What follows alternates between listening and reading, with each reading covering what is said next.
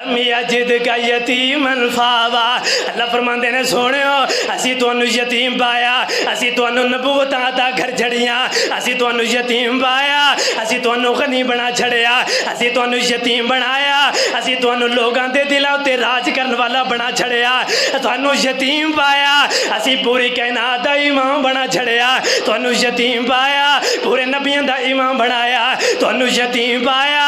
कल क़यामत दा दिन होएगा, सब तो पहले जन्नत दा अगर कोई दरवाजा खलवाएगा ते आमिना दा दुर्रे यतीम ही खलवाएगा। ए यतीम दी अल्लाह ताला ने यतीम नू कितने मरतबे अता कीते, अल्लाह ने यतीम दियां किस तरह इज्जत बनाइया।